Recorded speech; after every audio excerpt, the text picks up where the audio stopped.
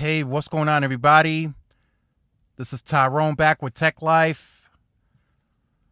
Verizon, Verizon, Verizon. Man, the analysts' call just ended, and man, there's a lot to unpack. As I mentioned in the videos leading up, starting today, if the analysts ask the right questions, it is going to be information overload. That's what I anticipated, and that's exactly what happened. So I wanted to break this down. In very simple terms, an overall summary, not to make it too confusing or complicated for anyone. There's a mixed bag out there, 50-50. Some analysts say it was good, it was solid. Some analysts say it was completely bad. So, everybody has their own opinion. All I can say is Verizon is about to become a lucrative machine. Their margins, their ARPU, the way they're spending and blowing money, so to speak, they're going to need a lot of return on investment, a lot of profits to make up some of that money in the future. Short term, it's likely not accomplishable because they have to continue investing top heavy to even gain network size to offer fixed wireless to be able to gain that revenue. So here's what I mean by that, just to break it down. So this is the only picture that I'll have in this video. The rest I'll just speak on. C-band rollout. They are investing a separate $10 billion over 3 years on just C-band. To put that in perspective, that is what Sprint was spending on a yearly basis on their entire network. Verizon is spending that on just C-band over the next 3 years. That's $3 billion per year.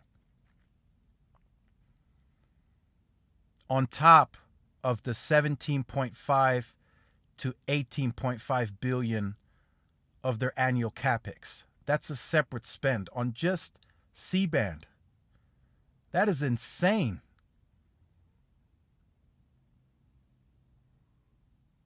So, starting this month during the Q&A, the gentleman you see here on the screen stated starting tomorrow they get started on C-band. Whether that means actual deployment or permits or backlog, I don't know officially, but it's set to happen this month, according to some internal people that I speak with.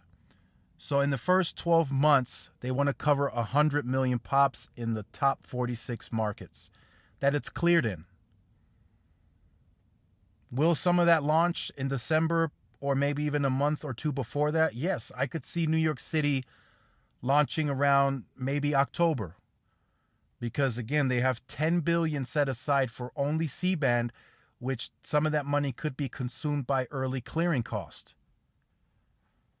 So I can see them doing that in the Manhattans, in some of the boroughs where they scale it. They'll just pay the early clearing cost to be able to flip the switch to turn it on. But I do believe the work starts now. They start scaling this very effectively starting now. Tomorrow, now, whatever you want to call it. They start scaling effectively. Why is this? Why would some analysts say this is bad in its current environment? T-Mobile, so just to put that in perspective, to kind of give you an idea where Verizon is heading with this. Verizon stated it would take them until 2025. Let me say it again, 2025, to cover 50 million households with home internet. T-Mobile does that today. They cover 60 million households today already now. And it's going to take Verizon to reach that type of scale to monetize until 2025. So just let that sink in. Let that sink in. And again, these are numbers that they've revealed today. This is nothing out of the ordinary. Nothing speculative. This is something that they projected. It will take them until 2025 to scale 50 million households. Could that happen before? Of course, but who knows? Their projections say 2025. That T-Mobile covers today, right now. If you go on T-Mobile's website, you put your address in on their home internet, your address may be available depending on your area. It's available now. So just to put that in perspective. So the second is scale.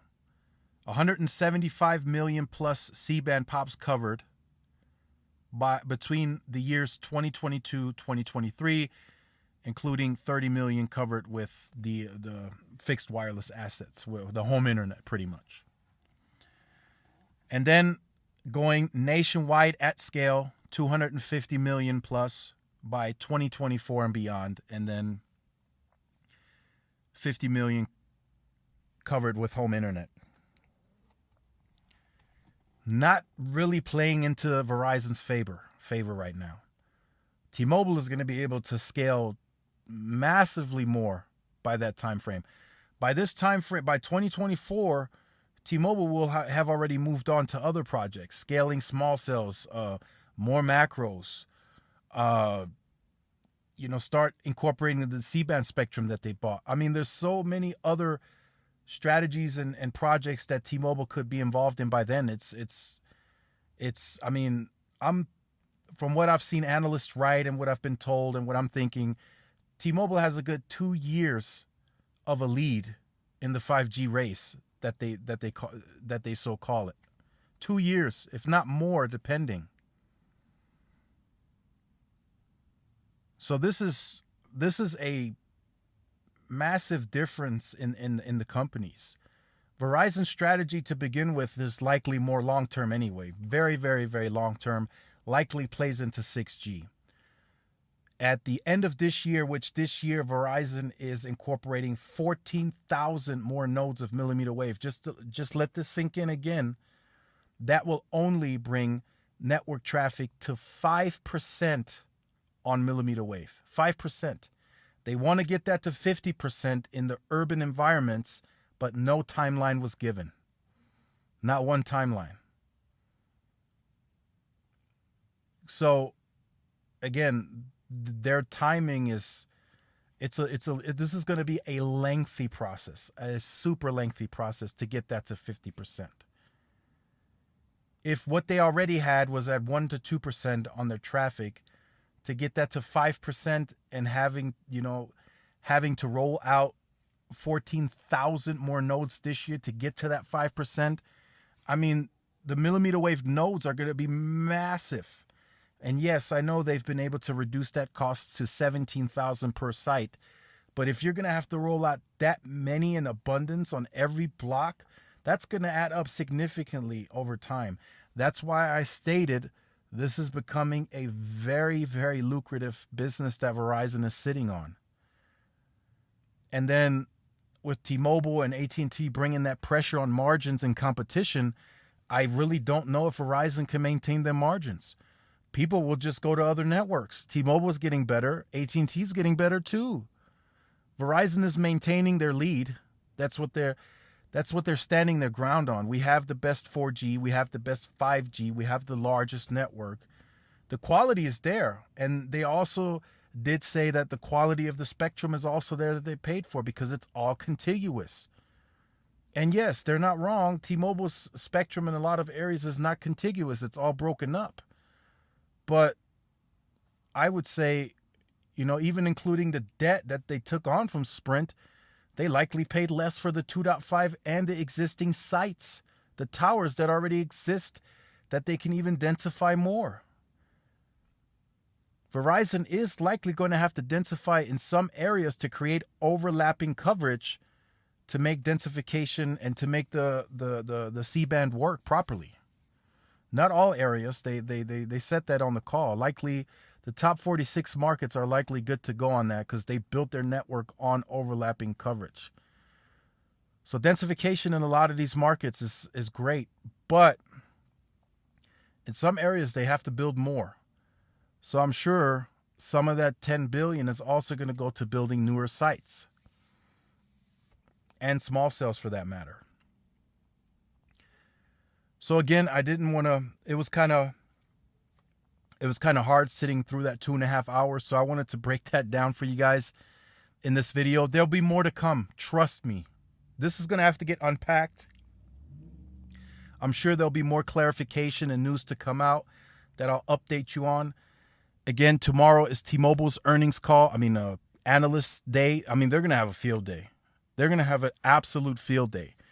They've been able to scale to 60 million households home internet almost in an instant. The merger closed last year, April. They cover 125 million pops with 2.5 now today. So just put that in perspective. Again, I'm just saying that is kind of my take on it. I don't think Verizon is bad off, but I also don't think they're sitting super good.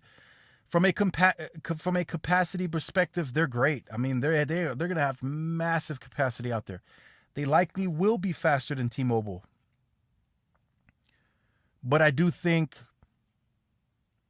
T-Mobile may have done it a bit smarter, and I think they could potentially be positioning themselves better in terms of cash margins and growth, and maybe they are better positioned to overtake Verizon as the number one carrier in terms of subs. That might be the case. We don't know, but Verizon just made it that much more harder for them to keep the margins where they're at. They're losing customers and their ARPU is going up, which is great. And T-Mobile is gaining customers, but not gaining trust of investors, because investors are tending more to invest into Verizon instead of T-Mobile. But again, anything can change. I do think there's a lot of upside at T-Mobile, and I'll talk about that in the video tomorrow when they release their statements tomorrow during the analyst day. But again, I do think they have a lot of upside. They got there. They're getting there sooner, and that 60 million is going to only expand. It's going to only expand, and the fact that they're there now, that means they're already gaining market share and mind share of their product. Verizon will have to worry about that in 2025 when they get there. So let me know what you think about this in the comment section down below. Look forward to reading your comments. If you have been on the channel or you're new to the channel and you have not yet liked, shared, subscribed, make sure you do so. Hit the notification bell so you are notified when I do upload content. Make sure to follow the social media outlets for more updates and interactions. Thanks again for watching. This is Tyrone with Tech Life. I'll see you in the next one. Peace.